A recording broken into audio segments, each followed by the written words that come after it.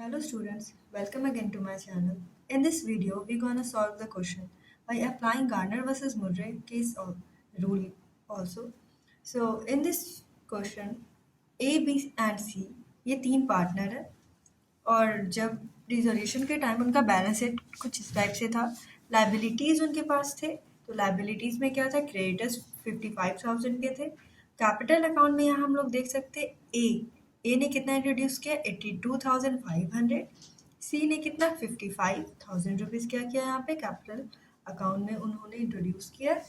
Asset side में हमारे पास है कैश एट बैंक, यहाँ पे कैश कितना है 6,250 रुपीज़ का। इसमें डेटर्स कितने हैं 62,500 के। स्टॉक कितने हैं 87,500 के। इन्वेस्टमेंट्स है यहाँ पे 25,000। फर्नीचर है 1,250 और बी कैपिटल अकाउंट यहाँ पे कितना है 10,000। इसका मतलब बी का कैपिटल क्या है, यहाँ पे डेबिट बैलेंस है बी का। फिर क्वेश्चन में क्या क्या एडजस्टमेंट्स है, तो firm was dissolve as on that date. For the purpose of dissolution, the investment were valued at 40,000. जो इन्वेस्टमेंट थे 25,000 के, वो कितने के हो गए 40,000 के। जो स्टॉक थे कितने 87,500 के, उसका अमाउंट कितना है 70,000 यहाँ पे है। She agreed to take over the investment, जो सी है वो एग्री करता है क्या करने के लिए कि वो इन्वेस्टमेंट को लेगा। And A to take over stock, C agree करता है कि वो इन्वेस्टमेंट ले लेगा और ए जो है पार्टनर वो एग्री करता है कि वो क्या ले लेगा, स्टॉक को ले लेगा। He also took over the furniture, he है वो स्टॉक भी लेता है और ए है वो और क्या फर्नीचर भी टुक ओवर करता है। किस पे, बुक वैल्यू पे। जो डेटर्स यहाँ पे रियलाइज होते हैं, जो डेटर्स कितने के हैं 62,500 के, उन्हें कितने में बेचा गया है 59,000 में। और जो क्रेडिटर्स थे 55,000 के, उनको कितने में सेटलमेंट यहाँ पे कर दिया गया 53,500 में उनका सेटलमेंट कर दिया गया। तो हमें क्या करना है, assuming that B is insolvent. यहाँ पे तो ऐसे भी हम लोग देख सकते हैं कि बी का क्या है, कैपिटल डेबिट है। दैट मीन्स क्या है, यहाँ पे बी इंसॉल्वेंट है, राइट। एंड इज अनएबल, और वो अनएबल है क्या करने में, ब्रिंग करने में कुछ भी, वो कुछ भी कैश है कुछ भी वो नहीं दे पाया यहाँ पे, वो बिल्कुल अच्छे तरीके से वो क्या गया, दिवालिया हो गया उसका।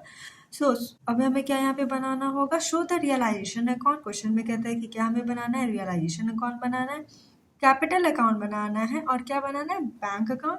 The final adjustment being made in accordance with the decision in Gardner versus Murray. जो गार्डनर वर्सेस मुर्रे केस में जो डिसीजन हुआ है उसी अकॉर्डिंगली हमें यहाँ पे इस क्वेश्चन को क्या करना है होगा, सॉल्व करना होगा। तो यहाँ पे हम लोग सबसे पहले क्या बनाएंगे, रियलाइजेशन अकाउंट को बनाते हैं।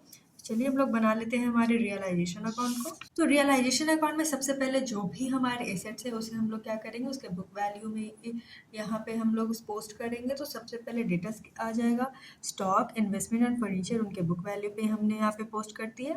लाइबिलिटीज में सिर्फ क्या थे, क्रेडिटर्स थे, जो बैलेंस शीट में कितने में थे 55,000 के थे, उसे कर दिया गया है। उसके बाद क्वेश्चन में कहा गया था, एडजस्टमेंट में हमने देखा था जो कि डेटर्स थे उसे रियलाइज किया गया था कितने में 59,000 में। तो वो हमें क्या करना होगा, बाय बैंक अकाउंट यहाँ पे चला जाएगा 59,000। अगर हम लोग ध्यान दें तो सी, जो सी था वो इन्वेस्टमेंट लेके गया था, तो क्या कहाँ जाएगा ये अमाउंट, बाई सी के कैपिटल अकाउंट में जाएगा। इन्वेस्टमेंट टेकन ओवर बाई सी कितने का 40,000 रुपीज़ का, जो 40,000 रुपीज़ का जो वैल्यूड हुआ था तो 25,000 का इन्वेस्टमेंट, लेकिन डिसोल्यूशन टाइम में उसका वैल्यू कितना था 40,000 का, इसीलिए सीज कैपिटल अकाउंट चला जाएगा क्या, इन्वेस्टमेंट 40,000। और ए जो पार्टनर था वो क्या लेके गया था, स्टॉक और फर्नीचर, उसने वो स्टॉक भी ले गया और फर्नीचर भी ले गया। तो इसका टोटल हो जाएगा कितना 71,250। स्टॉक बनते हैं हमारे पास कितने के 70,000 का, जो स्टॉक था वो कितना था 70,000 था। और क्या जो फर्नीचर थे वो कितने थे 1250, 1,250 रुपये का। तो टोटल वो कितना का एसेट्स लेके गया 71,250 का। उसके बाद था क्रेडिटर्स थे, जो क्रेडिटर्स थे वो हम लोगों ने एडजस्टमेंट में देखा था कि जो 55,000 का था वो कितने में 53,500 में, हम लोग देख सकते हैं यहाँ पे 53,500 रुपीज़ में उसने फुल सेटिस्फैक्शन में उस क्लेम को एक्सेप्ट कर लिया। और यहाँ पे था स्टॉक ये सब सभी का वो ध्यान रहेगा हमें। तो क्या हो जाएगा, क्रेडिटर्स को पेड ऑफ करते हैं तो बन जाएगा क्या, to bank account creditors paid off कितना 53,500। यहाँ पे हमारा डेबिट डेबिट ज़्यादा है और क्रेडिट कम है, दैट मीन्स कि फर्म को क्या बियर करना पड़ रहा है, लॉस बियर करना पड़ रहा है। तो ये लॉस कौन शेयर करेंगे, सभी पार्टनर।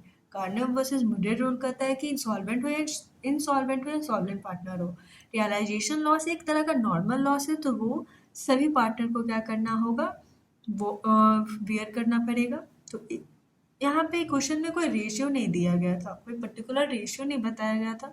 तो जो लॉस है उसे हम लोग क्या करेंगे, सभी पार्टनर्स के बीच में इक्वली डिस्ट्रीब्यूट कर देंगे।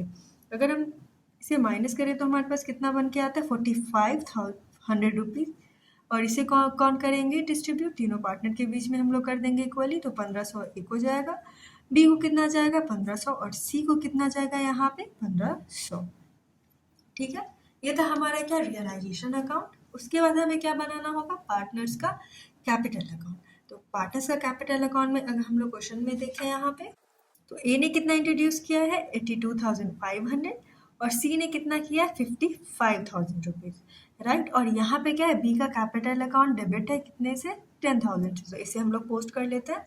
तो यहाँ पे सबसे पहले आ जाएगा पार्टनर्स का कैपिटल अकाउंट कितना, बाय बैलेंस बीडी हो जाएगा 82,500 ए का, और सी का कितना है 55,000 है। और ये जो बी है उसका डेबिट बैलेंस है, तो ये इस डेबिट साइड में आ जाएगा टू बैलेंस बीडी, बी में कितना 10,000, राइट। फिर गार्नर वर्सेस मुर्रे का सेकेंड रूल यहाँ पे हम लोग अप्लाई करेंगे। डिसीजन क्या आया था उसका, कि जो रियलाइजेशन लॉस है उसे कैश में लाना होगा सॉल्वेंट पार्टनर को। तो यहाँ पे एक कितना रियलाइजेशन लॉस है 1,500 का, तो उसे कैश में लाना होगा। तो यहाँ पे आ जाएगा बाय बैंक अकाउंट और बाय कैश अकाउंट, कितना है ए को 1500, और सी भी सॉल्वेंट है तो उसे भी क्या करना होगा, लाना होगा। तो 1500 रुपीज़ वो लेके आएगा कैश में, रियलाइजेशन लॉस को इक्वल में जो भी लॉस हुआ है उतना ही। उसके बाद क्या करना होगा हमें, यहाँ पे देख लेते हैं टू रियलाइजेशन अकाउंट आया है, क्यों, क्योंकि लॉस तो ये तीनों को ट्रांसफर करना है तो वो आ ही जाएगा। तो 1500, 1500 और 1500, ये हमारा क्या है, टू रियलाइजेशन अकाउंट से आया हुआ लॉस है। फिर टू रियलाइजेशन अकाउंट यहाँ पे लिखा गया एसेट टेकन ओवर, ये भी तो होगा कि एसेट भी तो ए और सी ने लेके गया। तो ए ने कितना लेके गया था 71,250 रुपीज़ का क्या, स्टॉक और फर्नीचर, वो यहाँ पे हम लोग कर देंगे डेबिट। और सी क्या लेके गया था, इन्वेस्टमेंट को, कितने में 40,000 में। ठीक है, ये यहाँ तक हम लोग को आराम से बन गया, इसमें कोई प्रॉब्लम नहीं है। अब हमें देखना होगा कि ये जो बी जो पार्टनर है वो क्या है, इंसॉल्वेंट है। उसका तो पहले से उसका डेबिट बैलेंस है कितना, 10,000 रुपया का, ऊपर से उसके पास लॉस है 1500 का, और वो कुछ भी नहीं लेके आया, वो इनकैपेबल है किसी भी तरह का कैश पे करने के लिए, और उसके स्टेट से कुछ भी हमें नहीं मिल पाया। तो ये कितने का लॉस पूरा बनता है, उसका टोटल कैपिटल लॉस यहाँ बनता है 11,500 का। कितने का बनता है यहाँ पे, 11,500 का, जिसे किसे बियर करना पड़ेगा, जिसे बियर करना पड़ेगा सभी सॉल्वेंट पार्टनर को। तो सी का जो कैपिटल डिफिशियंसी है उसे हम लोग कैसे निकालेंगे और कैसे डिस्ट्रीब्यूट करते हैं ये देखते हैं। तो हमें बी से कितने का रिक्वायरमेंट बनता है, यहाँ पे सभी पार्टनर को रिक्वायरमेंट होगा कि 11,500 रुपया वो क्या करे, लेके आए, लेकिन वो नहीं लेके आ पाया। तो यही 11,500 को ए और सी है उसे क्या करना पड़ेगा, बियर करना होगा। तो जो थर्ड रूल कहता था कि लास्ट एग्रीड वैल्यू जो रिजोल्यूशन से जस्ट पहले जो भी होगा उसे क्या करना होगा, उसी अमाउंट में या उसी रेशियो में उसे डिस्ट्रीब्यूट करना होगा। क्वेश्चन में तो ना ही जनरल रिजर्व है ना ही कुछ है, तो ऐड और लेस का तो यहाँ पे कुछ ये नहीं बनता है, और कोई ऑप्शन यहाँ पे क्या है, सिर्फ कैपिटल का है। तो यहाँ पे हम लोग कैपिटल में ही न्यू एग्रीड बना लेंगे। तो ए का कितना कैपिटल है 82,500, और सी का कितना है 55,000।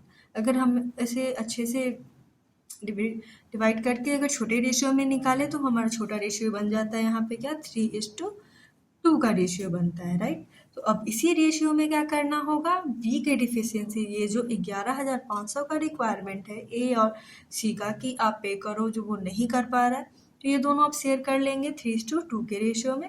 तो 11,500 इंटू 3/5, तो 6,900 रुपीज़ ए को क्या करना पड़ेगा, अब देना होगा, और सी को क्या करना पड़ेगा, 11,500 कितना का रेशियो 2/5, इक्वल टू 4600 रुपीज़, ये जो अमाउंट है वो क्या करना पड़ेगा, सी को देना पड़ेगा उसके डिफिशियंसी को मीट करने के लिए। तो इसका हम लोग पोस्टिंग कर लेते हैं कहाँ, पार्टनर्स के कैपिटल अकाउंट में। तो पार्टनर्स के कैपिटल अकाउंट में ये कैसे पोस्ट होगा, तो सॉल्वेंट पार्टनर कौन है, एज कैपिटल अकाउंट सबसे पहले यहाँ पे आ जाएगा, एज कैपिटल अकाउंट, फिर सीज कैपिटल अकाउंट टू वीज कैपिटल अकाउंट। यहाँ पे अगर हम लोग डेबिट करते हैं और डेबिट होता है तो ए ने कितना दिया 6900, सी ने कितना 4600, टोटल कितना है, बी को कितना टोटल जाएगा यहाँ पे 69, 1100, 500, ये जो रुपीज़ है उसका। सो इसे हम लोग पोस्ट कर लेते हैं कहाँ, पार्टनर्स के कैपिटल अकाउंट में, राइट। तो पार्टनर्स के कैपिटल अकाउंट में इसे पोस्टिंग होता है, तो क्या हो जाएगा, solvent partners to insolvent partners capital account. तो यहाँ पे सॉल्वेंट पार्टनर क्या, बाय एज कैपिटल अकाउंट कहाँ क्या कितना, बी को जाएगा 6900, बाय सीज कैपिटल अकाउंट कितना हो जाएगा यहाँ पे 4600। उसके बाद क्या है, इस साइड में टू बीस कैपिटल अकाउंट होगा, क्यों 6900 ए ने दिया उसे ब्रॉट इन करना पड़ेगा, और सी ने को कितना ब्रॉट इन करना पड़ेगा उसे पे करने के लिए, और 4600। तो ये जो एंट्री है जो बनता है उसे हम लोग पार्टनर्स के कैपिटल अकाउंट में यहाँ इस तरीके से पोस्ट कर लेंगे एज पर किसकी, गार्नर वर्सेस मुर्रे के रूल के अनुसार। उसके बाद तो और कोई पार्टनर्स के कैपिटल अकाउंट में एडजस्टमेंट नहीं बनता है, तो जो भी अब हम लोग जो भी अमाउंट होगा उसे कहाँ ट्रांसफ़र करते हैं, बैंक या तो कैश अकाउंट में। तो फिर हम लोग देख लेते हैं क्या ए का कितना यहाँ पे टोटल बनता है 84,000, ये 84,000 में से उससे क्या क्या माइनस करना होगा, 82,500 प्लस क्या है 1,500, तो क्या आ जाता है 84,000, राइट। अब इसमें से माइनस करना पड़ेगा डेबिट साइड से, देखते हैं ए को कितना 1500 और 71,250, और बीज कैपिटल में कितना उसने दिया है 6900, तो उसका टू बैंक अकाउंट में कितना जाता है 4,350। ये जो अमाउंट है वो फर्म को ए को क्या करना पड़ेगा, पे करना पड़ेगा, फर्म को पे करना पड़ेगा ए को। और बी का तो इक्वल हो जाता है क्योंकि ए और सी ने क्या किया, उसके अकाउंट के डिफिशियंसी को बेयर किया। तो इस साइड में हमारा क्या जाता है 10,000 प्लस 11,500, 69,000 प्लस 4,600, तो क्या बन के आता है 11,500। उसके बाद सी के कैपिटल को हम लोग देख लेते हैं, तो सी का कैपिटल कितना है 55,000 प्लस 1,500 करते हैं तो हमारे पास कितना होता है 56,500, राइट। उसमें से हमें माइनस क्या करना पड़ेगा, उसके रियलाइजेशन लॉस को, फिर उसने जो एसेट लिया उससे, और बी को उसने कितना पे ऑफ कितना उसके डिफिशियंसी को मीट किया, उसका शेयर कितना बनता है 4,600 का, ठीक है। तो यहाँ पे टू बैंक अकाउंट में कितना जाएगा, इतना जो अमाउंट है 10,400, ये जो बैलेंसिंग फिगर है ना, इतना क्या अमाउंट है जो फर्म को पे करना पड़ेगा किसे, सी को। तो ये था हमारा क्या पार्टनर्स का कैपिटल अकाउंट, जो जिसे हमने किसके अनुसार बनाया, गार्नर वर्सेस मुर्रे केस के अनुसार बनाया। उसके बाद लास्टली हमें फॉर्म करना पड़ता है क्या, बैंक अकाउंट। तो बैंक अकाउंट में हम लोग देख लेंगे, तो बैलेंस शीट में सबसे पहले कैश एट बैंक में दिया गया था कितना 6,250 रुपीज़, तो यहाँ पे आ जाएगा टू बैलेंस BD 6,250 रुपया, राइट। उसके बाद है टू रियलाइजेशन अकाउंट, यहाँ पे रियलाइजेशन अकाउंट में 59,000 है, क्या एक डेटर से उसे रियलाइज करके तो कैश मिला होगा, तो यहाँ पे आ जाएगा टू रियलाइजेशन अकाउंट कितना 59,000। फिर यहाँ पे है टू एज कैपिटल अकाउंट, क्यों, क्योंकि जो कैश है, कैश में उसने क्या लेके आया, ए और सी जो सॉल्वेंट पार्टनर थे वो लॉस ऑन रियलाइजेशन जो हुआ था उसे उसने कैश में लेके आया था उन लोगों ने। तो ए ने कितना लेके आया था 1,500 और सी ने कितना लेके आया था ये 1,500, तो वो हम यहाँ पे क्या करेंगे, डेबिट कर देंगे बैंक अकाउंट में। फिर क्रेडिट साइड में आ जाता है बाय एज कैपिटल अकाउंट, क्यों, क्योंकि यहाँ देख सकते हैं हम लोग कि इतना 4,350 रुपीज़ सॉरी ए को मिलना है और सी को कितना फर्म से मिलना है 10,400, इसी की एंट्री हो जाएगी यहाँ पे क्या बैंक अकाउंट में by A's capital account and by C's capital account. उसके बाद और क्या हुआ है, तो हाँ एक क्रेडिटर्स को पे ऑफ हुआ है, सो यहाँ पे आ जाएगा by realisation account, creditors paid off कितना 53,500। तो टोटल अगर हम इसे प्लस करें क्रेडिट साइड में 4,350 को, 10,400 को और 53,500 को, तो टोटल बनता है कितना 68,250 रुपीज़। उसके बाद अगर हम लोग डेबिट साइड में देख लें तो टू बैलेंस बीडी में क्या हो जाता है 6,250।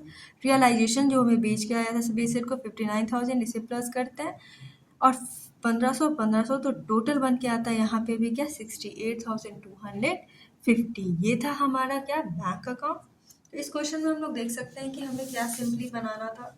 तो इस क्वेश्चन में हमें सबसे पहले तो बनाना था रियलाइजेशन अकाउंट। तो एज पर हम लोगों ने रियलाइजेशन अकाउंट को बनाया। फिर उसके बाद पार्टनर्स का कैपिटल अकाउंट है, तो ये थोड़ा इंपॉर्टेंट रहता है गार्नर वर्सेस मुर्रे केस में, क्योंकि यहाँ पे हमें बहुत सारी एंट्रीज ध्यान रखने होते हैं। जैसे कि भाई बैंक अकाउंट में ये क्या हुआ था कि जो लॉस है वो उनको लेके आना होगा उतना ही अमाउंट सॉल्वेंट पार्टनर्स को। तो 1500 इसे, और इस क्वेश्चन में क्या था कि 1500 रियलाइजेशन लॉस था, तो वो ए जो सॉल्वेंट पार्टनर थे वो भी लेके आया और सी जो सॉल्वेंट पार्टनर 1500 वो भी कैश में लेके आया। उसके बाद जो डिफिशियंसी हुआ था 11,500, जो कुछ भी बी से रिसीव नहीं हो पाया, तो ये जो 11,500 का अमाउंट था उसे किसे करना पड़ा, वो ए और सी जो पार्टनर थे उन्हें ही क्या करना पड़ा था, शेयर करना पड़ा था। किस रेशियो में, लास्ट एग्रीड रेशियो में। तो लास्ट एग्रीड रेशियो निकालने के टाइम हमें ध्यान करना है कि कैपिटल अकाउंट प्लस हमें रिजर्व फंड अगर दिया रहता क्वेश्चन में तो उसे हम लोग प्लस कर लेते, और अगर कुछ होता उसे प्लस कर लेते और लेस क्या करते सभी एक्यूमुलेटेड लॉस को।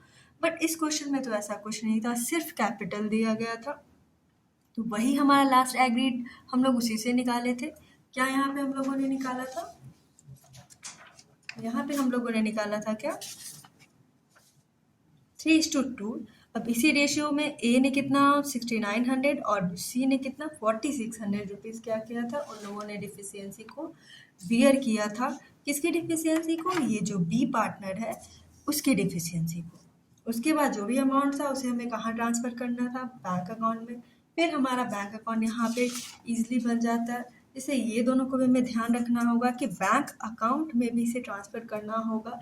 क्यों, क्योंकि ए और सी जो सॉल्वेंट पार्टनर थे वो कैश में लेके आए थे, लॉस ऑन रियलाइजेशन का अमाउंट था वो 1500।